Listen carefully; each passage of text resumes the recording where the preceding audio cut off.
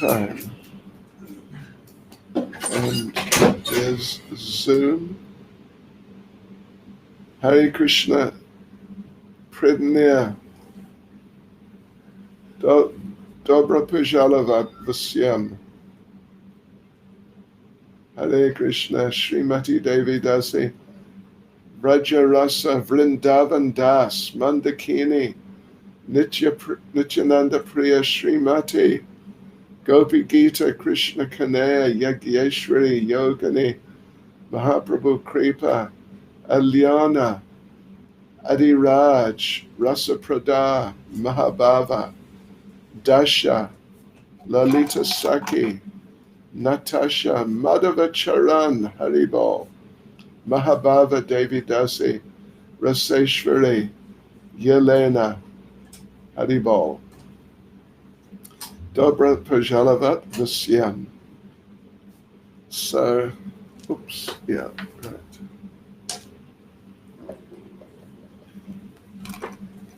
We'll start in about 1 minute. Yeah, 1 minute. Через минутку.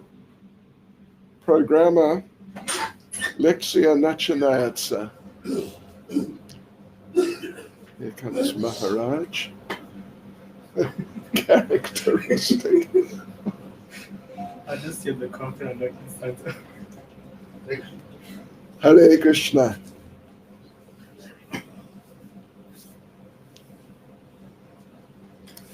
Maharaj, Haribol. Now we've got the two young ladies here. Are you okay with them there? Yeah? They're children. Well, I don't know. They were children. So were we. How old are you? 19. Children. Still a baby. And Radharani? 18.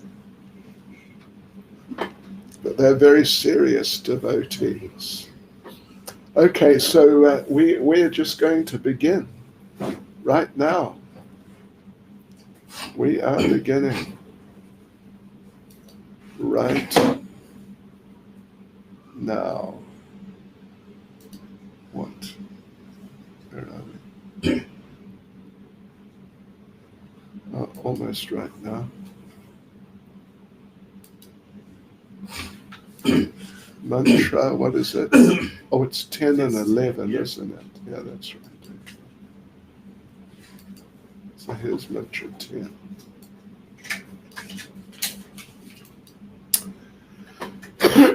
All right, so let us begin. Hare Krishna, devotees, welcome to our 15th evening program of Sri Isopanisad for Bhakti Shastri. Thank you very much for taking part. We really appreciate your interest and your involvement and your commitment. And we hope that you're finding it interesting. First of all, let us chant our prayers. Nama Om Vishnupadaya Krishna Prestaya Bhutale Shrimati Bhakti Vedanta Swaminiti Namane Namaste Saraswati Deve Gauravani Pracharne Nirvishesha Shunyavadi Pastyatya Deshatarne Sri Krishna Chaitanya Prabhu Nityananda Shri Advaita Gadadha Shivasadi Gaura Bhakta Vrinda Hare Krishna Krishna Krishna Hare Hare Hare Rama, Rama Rama, Hare Hare. Vanchakapatarubhyascha kripa sindhubhya evacha. Patitanam pavanebhyo vaishnavebhyo namo namaha. Srila Prabhupada ki jai. All right, so this evening we are doing mantras 10 and 11. We started mantra 10 last night, of course. So we'll carry on. We just did the first paragraph. We'll carry on with mantra 10, and then we will complete mantra 11 also. And we mentioned last night it might possibly take us a little bit more than this hour that we normally have. We'll do our best to finish within an hour, and it should be possible, but anyway, let's hope for the best. All right, so mantra 10. Well, we are in the third part of Sri Isopanisad. Third part is from mantra 9 to mantra 14, although it is divided into two parts, from mantra 9 to mantra 11, and then from 12 to 14. So the subject of the whole part, from 9 to 14, is the absolute and the relative, the spiritual, the transcendental, and the material. And this section that we're going to be completing this evening, subsection whatever, 10 and 11, is discussing the absolute and the relative in terms of knowledge. Okay, so let us recite mantra 10, and then we'll carry on from paragraph 2. Anyad evahur vidyaya, anyad ahur avidyaya, iti shushruma dhiranam, yenastad vichachakshire.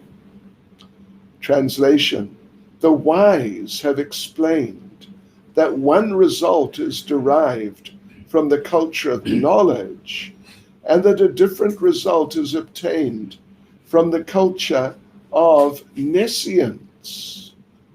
Nescience, of course, means ignorance. I mean, it's actually a little bit interesting word, nescience. You can take it to mean not science, something like that. Yeah, not science, it's ignorance. Okay, so last night then we went through the first paragraph, which is quite a major paragraph actually. It was really big. There's a lot in it. We won't go through it again, but basically what is going on in paragraph 1 of the purport, it's paraphrasing Bhagavad Gita, chapter 13, verses 8 to 12, in which the different component elements of knowledge, or in a broader sense, the culture of knowledge, because that term is used in the verse itself. In the translation, Prabhupada's used this term, the culture of knowledge, not just knowledge as an ABC 1, 2, 3, just facts and figures, but the culture means more or less, it means at least something like the way of life, which is conducive to the development of real knowledge, means this spiritual, transcendental knowledge. Yeah, not just read lots of books and repeat things until they're fixed in your head, but the whole way of life, which if you live like that, then you will just naturally develop spiritual knowledge, and spiritual realization, not just facts and figures, like just not knowledge like book knowledge, but you'll come to perceive the reality of these different points. I'll just mention a couple. Here's the first one, that one should become a perfect gentleman or gentle lady and learn to give proper respect to others. This is the first way or first part of cultivating knowledge. You wouldn't think so. I mean, many people wouldn't. To become, a cultured, a decent person, well-mannered person, a pleasant person, a kind person like that, a very respectful person. If you become like that, it becomes easier to develop spiritual knowledge and realization, to actually become aware of the reality of the knowledge, not just the sort of the collection of information. So that was one. Then another one is the second one. One shouldn't pose oneself as a religionist simply for name and fame. In general, name and fame are not conducive to knowledge. Attachment to name and fame. If you're like that, if you're attached to name and fame, it'll be more difficult for you to really grasp spiritual knowledge and to really just have it become part of your nature. So that was a couple of examples. We went through them last night. You've all got them there. You can go through them when you like. But yeah, that's very important. So now we come on to the second paragraph of the purport. And Srila Prabhupada puts it, the same point, very nicely. These 18 items combine to form a gradual process by which real knowledge can be developed. And this is what Prabhupada says next, it's from Bhagavad Gita actually, that except for these 18 items, all other methods are considered to be in the category of nescience or ignorance.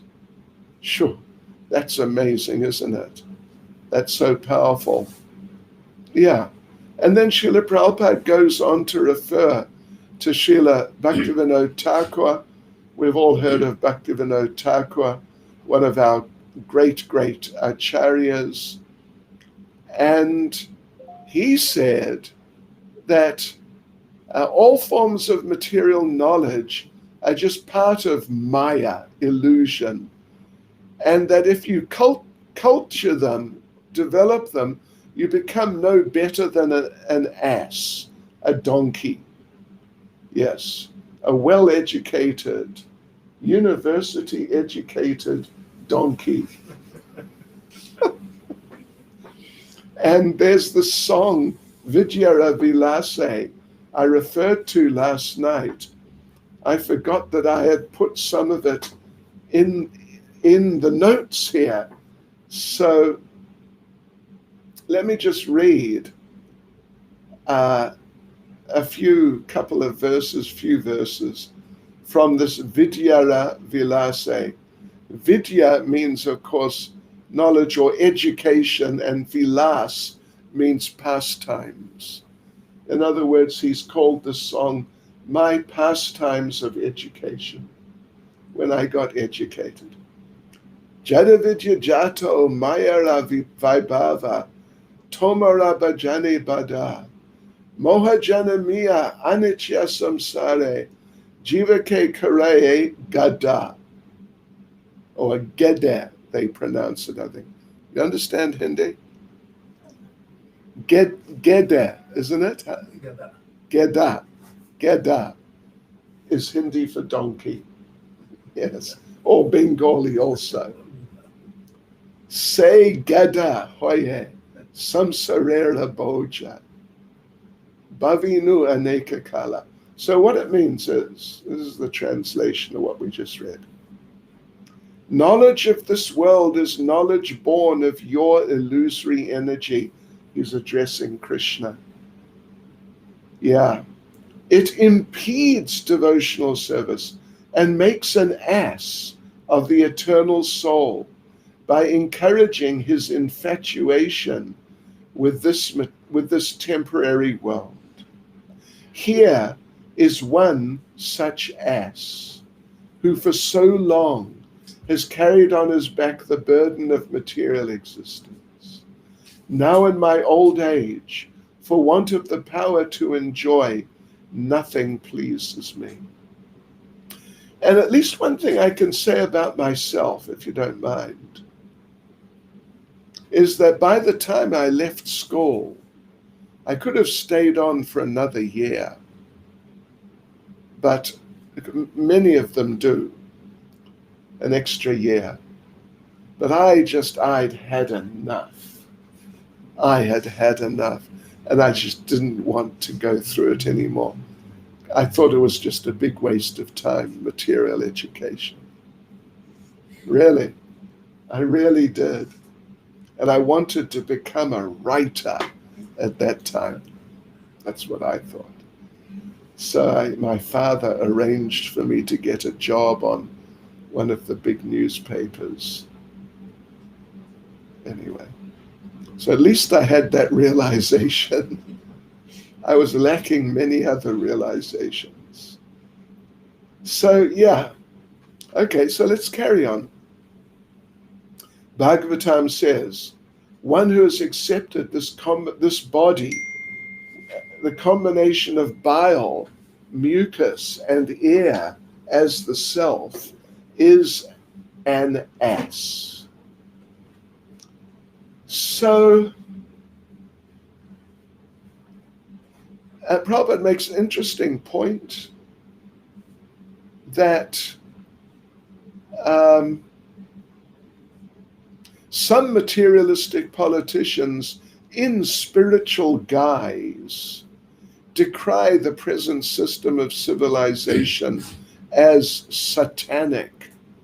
But unfortunately, they do not care about the culture of real knowledge as described in Bhagavad Gita. Yes. Thus, they are unable to change the satanic culture. Okay, so we got to carry on now. Move along a little. Let's go into paragraph 3. And this is interesting. The theme here, at least an important part of the theme, is how in modern society, even youngsters, it says a boy, but I think it includes girls too. They think themselves, Prabhupada says, self-sufficient, that, we don't need old people. That's what I felt. I don't need my parents. I don't need anything. So when I was 18, I moved out. Yeah, oh well, anyway.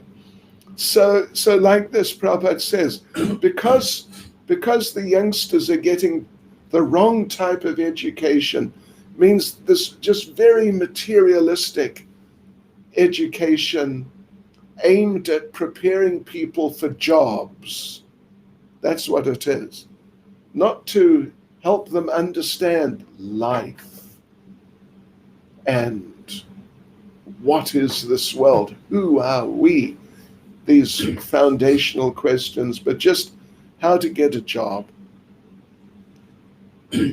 So because they're educated like that, Prabhupada says, the boys and the girls too are giving their elders headaches. Yes.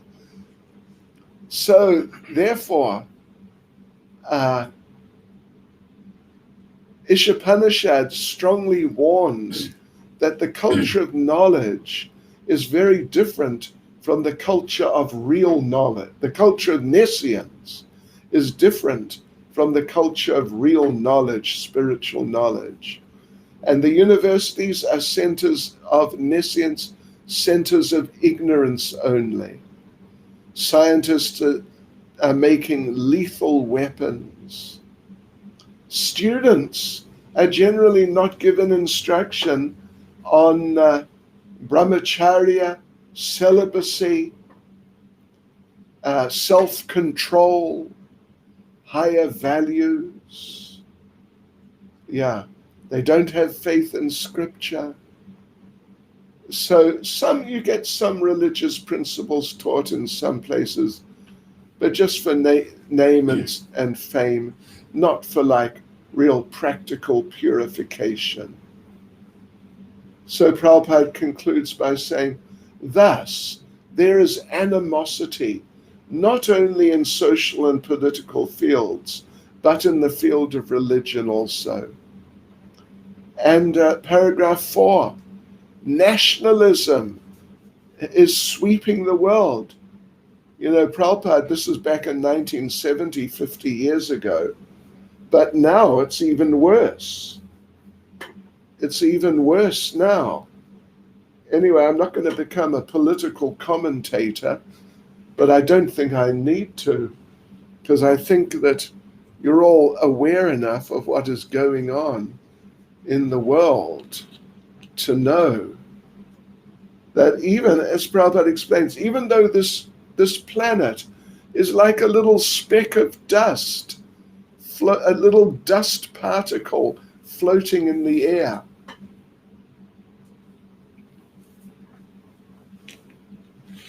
But people get so carried away. This is my land. It's not your land. So Prabhupada says in this, we're in the 4th paragraph, the drivers of our spaceships may be very proud of their achievements, but they do not consider the supreme driver of these greater, more gigantic spaceships called planets. Yeah. And that's Krishna, of course, and the demigods. Paragraph 5.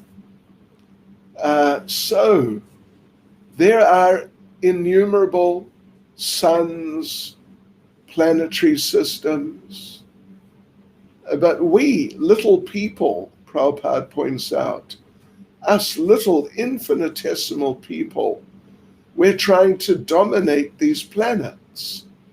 You know, they want to go to the moon, to Mars, apparently. And what are they going to do? Try to exploit those places. After we've, abused this planet so badly that it cannot really produce properly any longer. Let's go and do the same thing to the moon. Yeah. Let's go and exploit it. Yeah, just take everything. So we're trying to dominate. This is our mood, the human beings, the materialists. Let us dominate. And as a result, they take birth and death, and in between as they're living, they become frustrated. They become very frustrated. People used to live 100 years, Prabhupada says, now it's less. Yeah. So due to the culture of ignorance, they've created their own countries and try to separate from other countries. But it's very difficult. It's very difficult.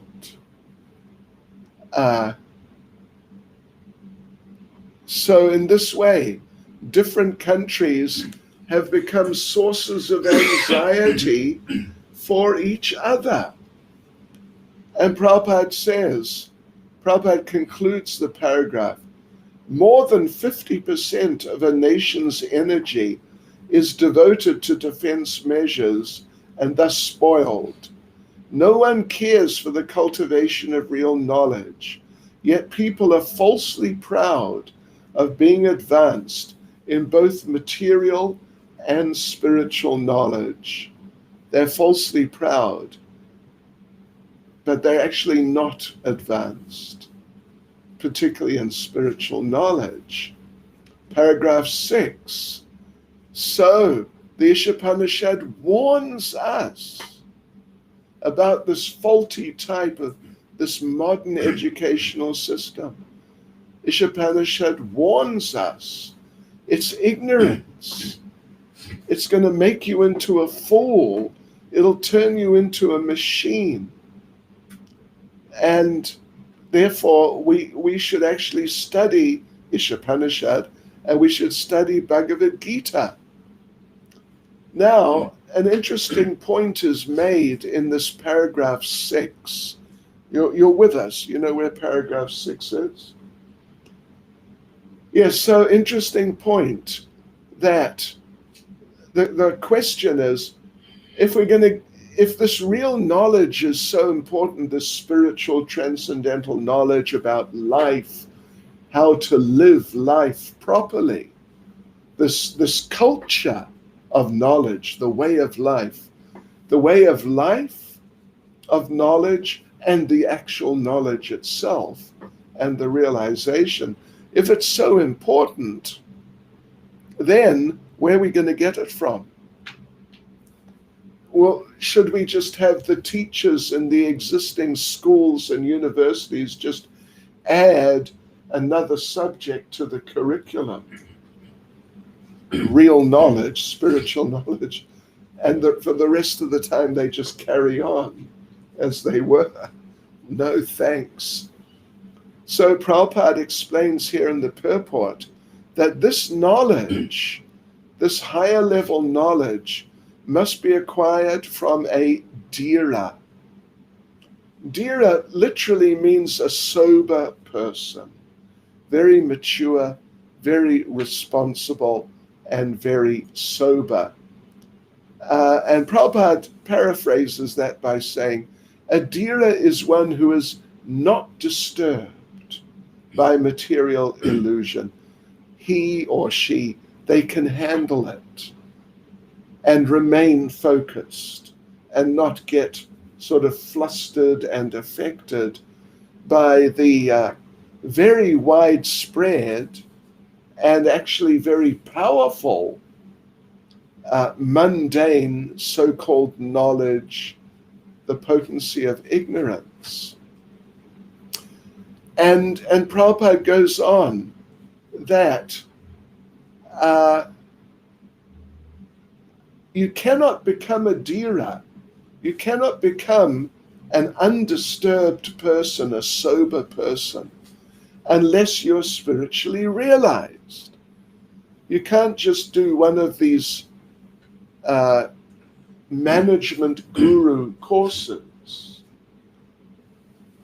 You know, like, what's his name? Stephen Covey. You heard of Stephen Covey? Really? You heard of Stephen Covey? Good. He's a management guru. You know, how to look after your people, how to develop your business, all that sort of stuff. Yeah. But such a person cannot really help. So Prabhupada concludes the paragraph. A dhira realizes that the material body and mind he has acquired by chance through material association are but foreign elements. Therefore, he simply makes the best use of a bad bargain. So it means that this person, the dhira, the sober person, undisturbed person, very stable and spiritually focused person, is utilizing the material body and mind. Not that they're just negligent of them and they just don't care and they act like those things don't exist, but they're using those the material body and mind, in this whole culture of knowledge, these different 18 points which were listed out there from Bhagavad Gita, listed out in our first paragraph, engaging the body and mind in the whole process. And in this way, even though the material body and the material mind are really, they're really not very nice at all. But as Prabhupada says, making the best use of a bad bargain. Yeah, because what can you do? We have this material gross body and subtle body, the mind. You can't just ignore them. So then, yes, paragraph 7. Well, Prabhupada goes on to the same point, how the material body and mind are bad bargains for the spiritual living entity, because actually we have, the way we can see it is that we have spiritual bodies and spiritual minds. At the moment, they're covered over by the material body and the material mind, but still they're there underneath. The spiritual body is there, the spiritual mind is there. Yes, so compared to our spiritual body and spiritual mind, the material body and material mind are bad bargains. As Prabhupada says, that the material world is dead. These material bodies we have are dead. These bodies are dead. They're just animated, lent life by the living spirit soul. Otherwise, as soon as the soul leaves the body, then the body shows its dead nature just straight away, on the spot. Yes. So it is actually, Prabhupada explains, it is the living souls which manipulate the dead lumps of matter, the material bodies, and they give the appearance of life to our material bodies. Our material bodies appear to be alive, but actually they're just animated by the soul. An example we can give, which we've mentioned before, is if you have a modern watch. Have you got a watch? Oh, you got that. And you too. Okay. Anyway, if you got a watch, or if you got a phone, which you get your time from, it is working on the basis of a battery. And you think, oh, look at, the numbers are changing and all the whatever else is there. It's really good. But as soon as you take the battery out on the spot, it's done, it's finished. So really the essence of it is the battery. So similarly, the essence of our lives in this world, the essence is the spirit soul. So, right. So it is the living souls who are moving this world, not the material bodies. So Prabhupada concludes the paragraph, the Dhiras have come to know all these facts by hearing them from superior authorities and have realized this knowledge by following the regulative principles. So this is the idea. You hear about these things, you live the way of life, and then you come to see that actually it's true.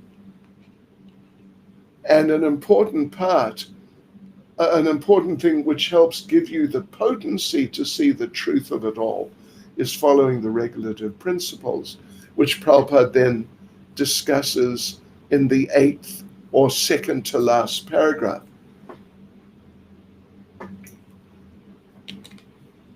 Okay, so, it helps to follow the regulative principles because it gives clarity of mind.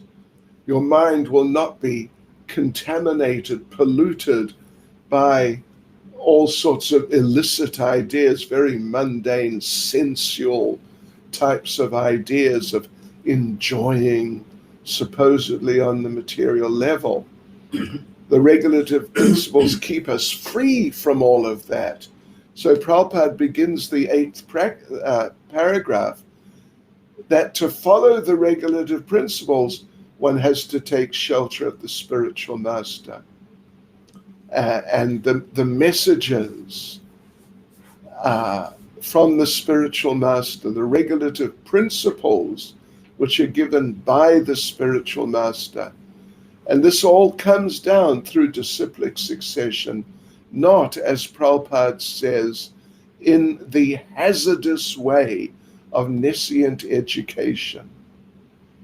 So if you want to become a dhira, a sober person, undisturbed, the only way to do it is by hearing from the bona fide spiritual master. And Prabhupada gives the example of Arjuna. He became a dhira. In the beginning, he wasn't. In the beginning, he was all disturbed about his relatives and his friends and what to do and all this.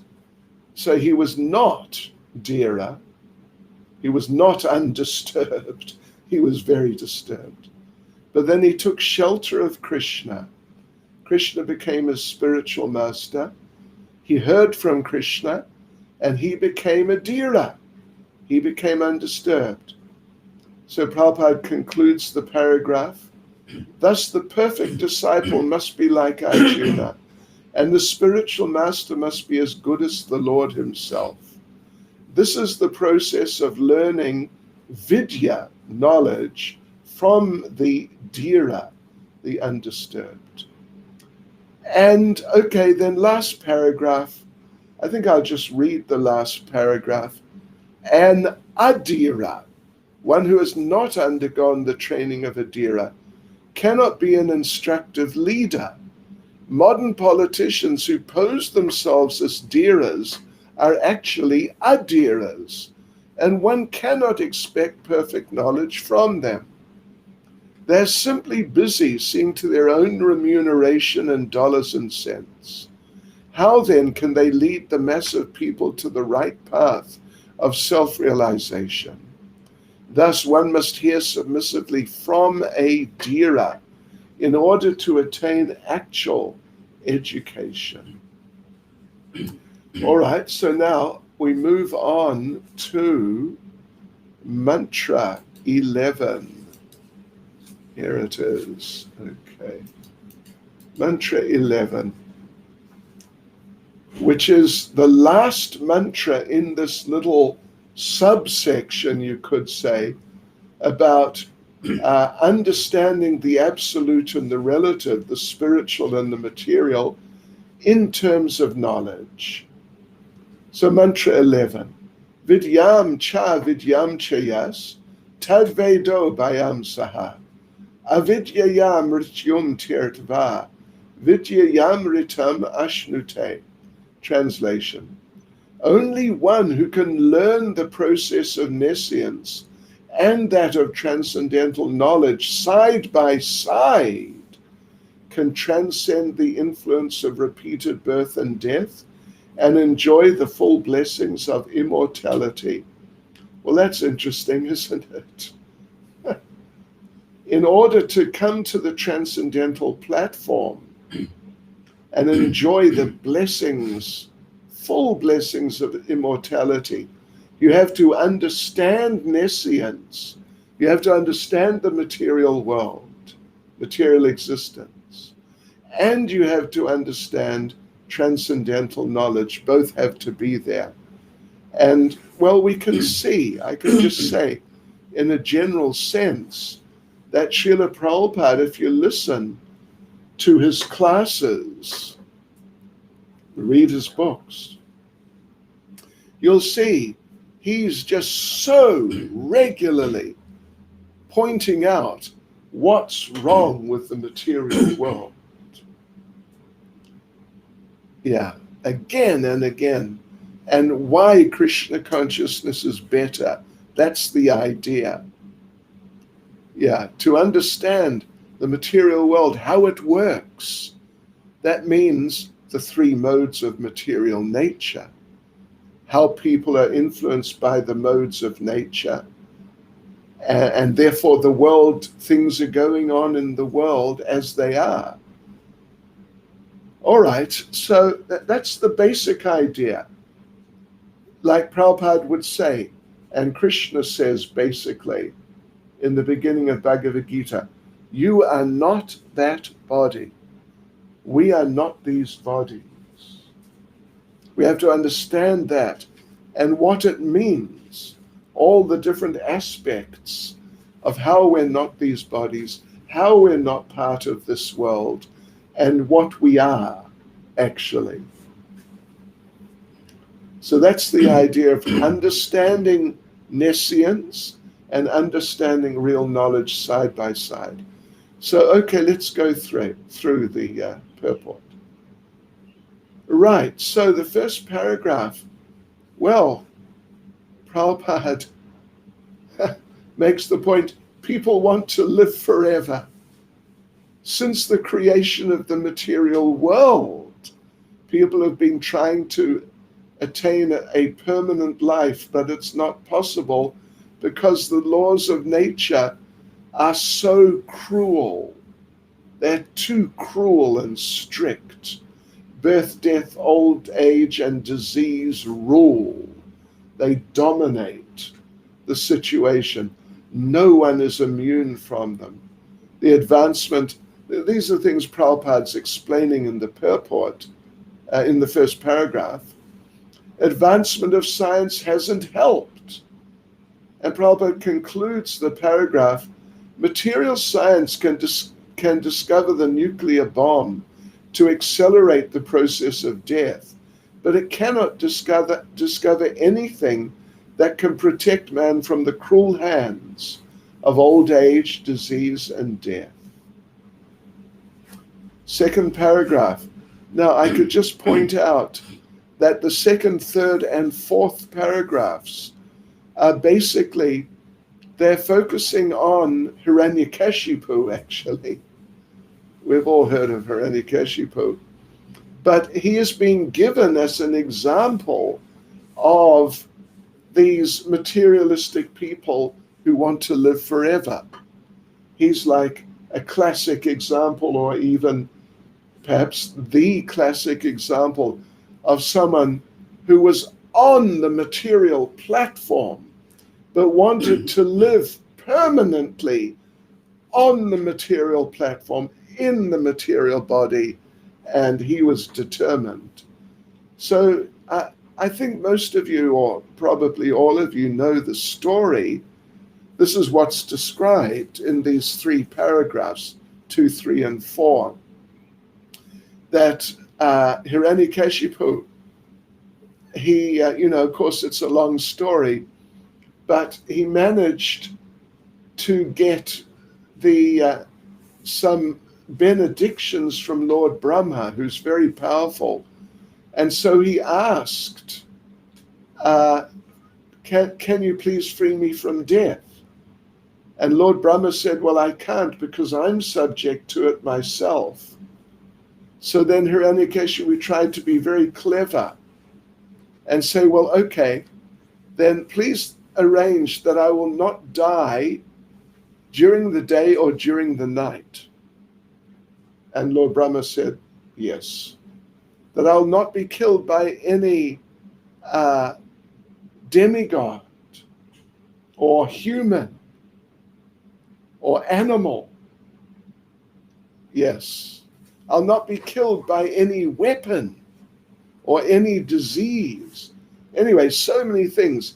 And he thought he had thought of every way that he could possibly die. And so he thought he had achieved immortality.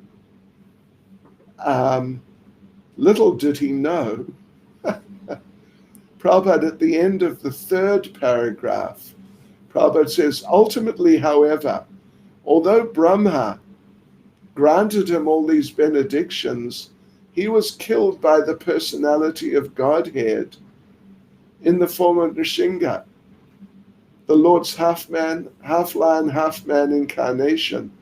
So he was not killed by a human, he's killed by the Lord. Not killed by a weapon, he was killed by the Lord's nails. Nor was he killed on the land, in the air, or in the water, because he was killed on the lap of the Lord.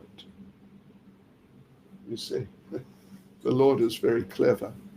So in the fourth paragraph, it's just this very short paragraph you can see there. Prabhupada says that if Hiranyakashipu failed, the most powerful of all materialists, he couldn't become deathless, then what can be accomplished by the modern demons, the modern Hiranyakashipus? Forget it. Just forget it. It's a completely crazy idea to somehow live forever within these material bodies. So we go on to paragraph 5. Well, it's also a very short paragraph. So Isopanisad tells us, stop trying to struggle to live forever, the struggle for existence on the material level. Stop it. Give your energy, give your attention to higher things, reviving your spiritual nature, going back to Godhead. Because the laws of material nature, they're too strong. They're just too strong. So strong that ultimately even Lord Brahma and Lord Shiva are killed by them. Yeah, so you must know, if Lord Brahma and Lord Shiva cannot stop themselves being killed by the laws of material nature, how are we going to? So yeah, if you want that eternal life, you have to go back to Godhead. Now we have a special question for those of you doing Bhakti Shastri. Here is a quote from a letter of Srila Prabhupada to Burijan Prabhu from Bombay on November the 9th, 1975. November the 9th, 1975 to Burijan. Prabhupada says, you also have a child, so this is your responsibility to see that your family no longer again has to come back and take material body in this world of birth and death. This is the responsibility of a father in Krishna consciousness. So the question is, what is a father's responsibility in Krishna consciousness? And here's a few possible suggestions. To see that the family visits the temple, to see that the family chants Hare Krishna, or to see that the family reads Prabhupada's books. Well, yeah, they are the father's responsibility too.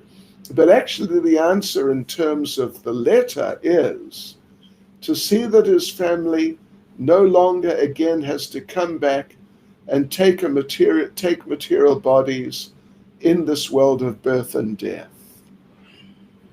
Okay, so we move on to paragraph 6.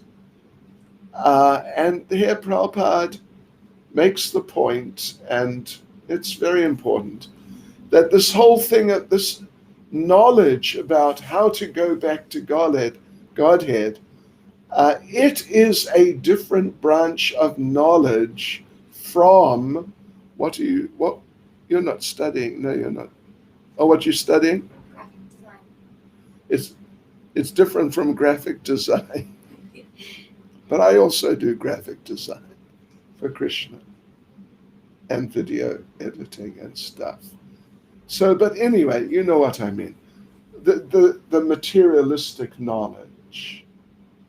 And you get it not from the textbooks from the university, but from the Vedic literatures like the Upanishads, Vedanta Sutra, particularly Bhagavad Gita and the Bhagavatam. So in order to become happy and to have life on the transcendental platform after death, we have to study these literatures. Unfortunately, people have forgotten the Lord, and they think this temporary place is our place. We belong here. This is our natural home. It's not. And Prabhupada concludes paragraph 6 saying, the Lord has kindly delivered the above-mentioned scriptures in India and other scriptures in other countries to remind the forgetful human being that his home is not here in this material world. The living being is a spiritual entity, and he can be happy only by returning to his spiritual home. And paragraph 7. So yes, the Lord sends his bona fide representatives to spread the message, how one can come back to Godhead. Sometimes he comes himself. Yeah. And it's nice, Prabhupada mentions that because we're all the children of the Lord, his parts and parcels, Krishna, Prabhupada says, is more sorry than we are to see the sufferings that we are undergoing. We're undergoing sufferings. Krishna is more sorry for us having to undergo these sufferings than we are for actually undergoing the sufferings. Just see the ignorance. It's terrible.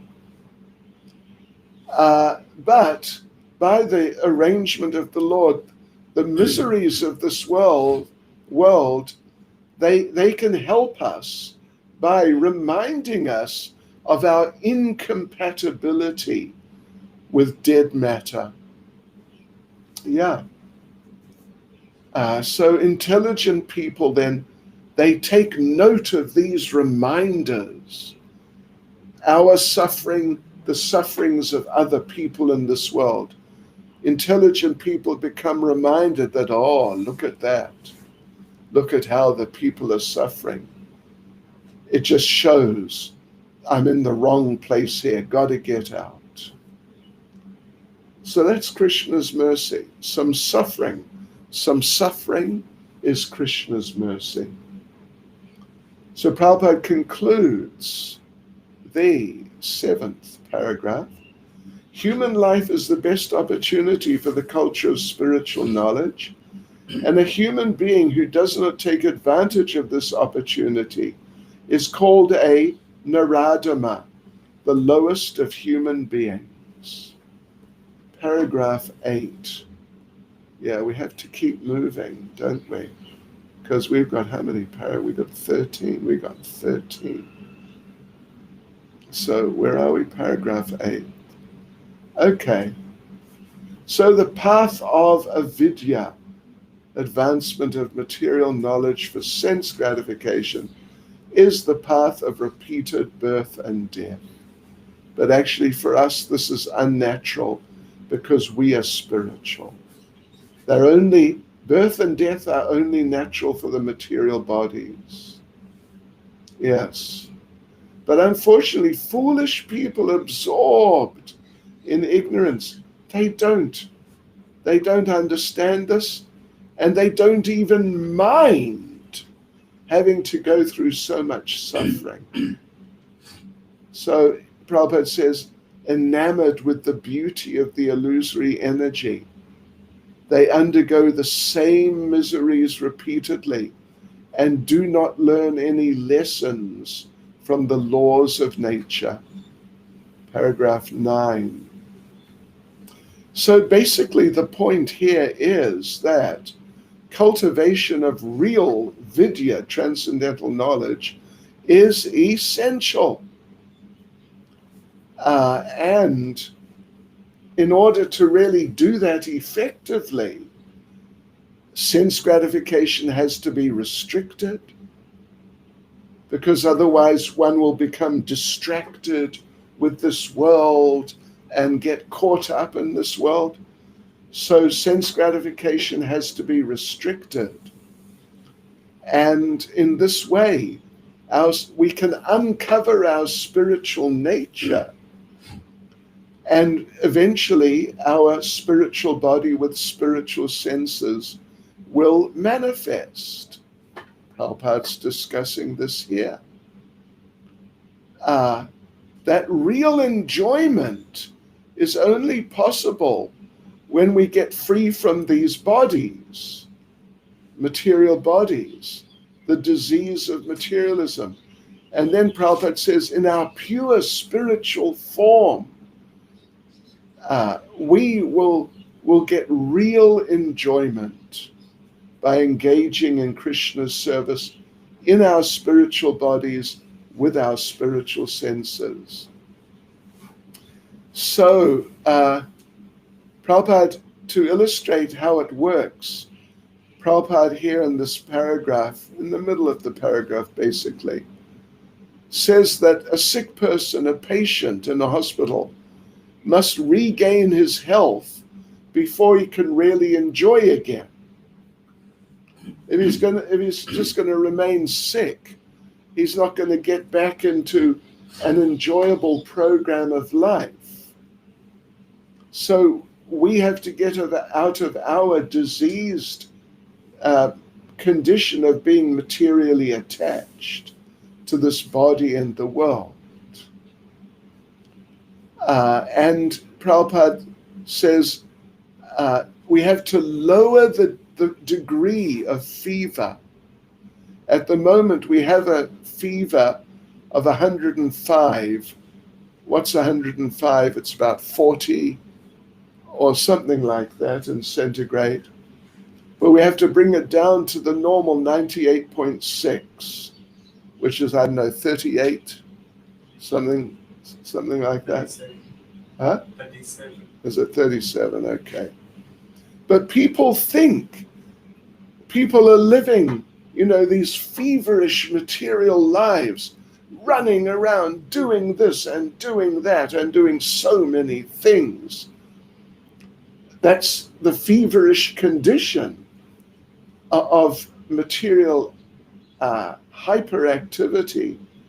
It's the feverish condition. And they're thinking to have a fever is good. I want a bigger fever. I want to be more engaged in material life. You get the idea?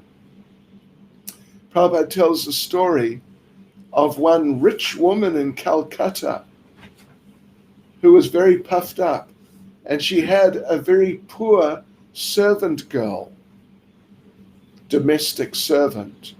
And, they're working together to some degree, and they both got sick at the same time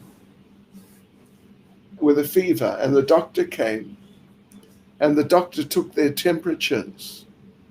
And the rich lady, her temperature was about, shall we just say, her temperature was 40. But the servant girl, her temperature was 42. And the doctor and the rich lady chastised the doctor. How can she have a higher temperature than me? She's just, she's nobody. I should have a higher temperature. Take my temperature again. So Prabhupada says, Sri Isopanisad herein warns that we must not follow this dangerous path leading to death. On the contrary, we must develop the culture of spiritual knowledge so that we can become completely free from the cruel hands of death. Wow, that's amazing, isn't it? So anyway, paragraph 10 doesn't mean that we stop all bodily activities. But we have to, as Prabhupada said, make the best use of a bad bargain, use this material body in Krishna's service, and therefore we look after the body, but we don't make a big fuss about it. We don't make the body the focal point of our lives. And Prabhupada concludes this 10th paragraph. The normal temperature should be maintained at 98.6, or shall we say 37.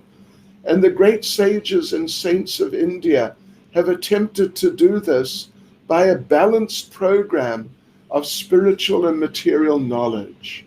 They never allow the misuse of human intelligence for diseased sense gratification.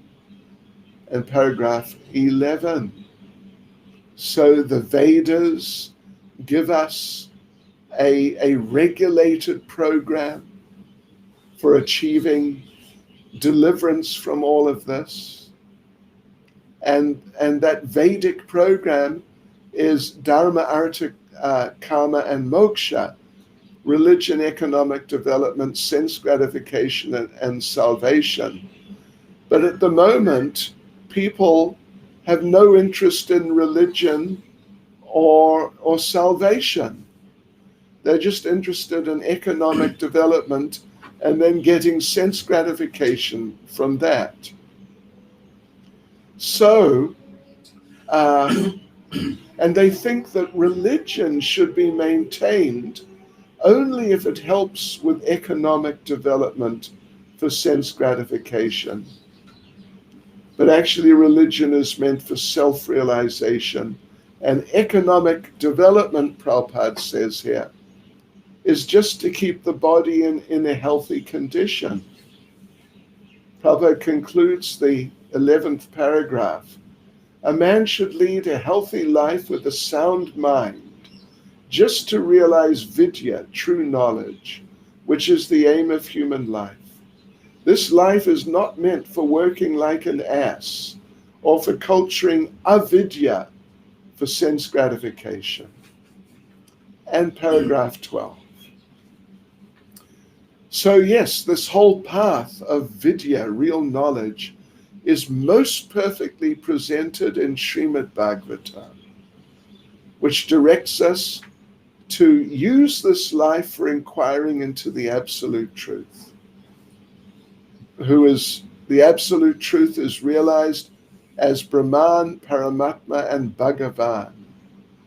So Prabhupada says a broad-minded person who has achieved knowledge and detachment through following these 18 principles of the Bhagavad Gita described in the first paragraph of the purport to this mantra, of mantra 10. Yeah. So that sort of person can realize the absolute truth. The central purpose of these 18 principles is the attainment of transcendental devotional service to the personality of Godhead. Therefore, all classes of men are encouraged to learn the art of devotional service to the Lord. And the last paragraph. So, this is nice. The guaranteed path to achieve the aim of vidya, to achieve the goal of real knowledge, is described by Rupa Goswami and Bhakti Rasamrita Sindhu, which we have as nectar of devotion. So the whole culture of knowledge, of vidya, is summarized in Srimad Bhagavatam 1-14. Tasmade kena manasa bhagavan sattvatam pati shrotavya kirtitavyascha Jaya Pujas Chanityada. And here's the translation.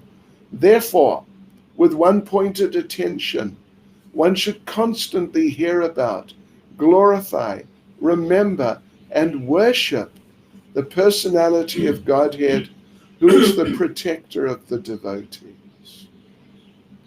So Prabhupada concludes by saying, unless religion, economic development, and sense gratification aim toward the attainment of devotional service to the Lord, they're all simply different forms of nescience, as Sri Isopanisad indicates in the following mantras, which we will go into next week, starting Monday night. Hare Krishna. Srila Prabhupada Ki Jai.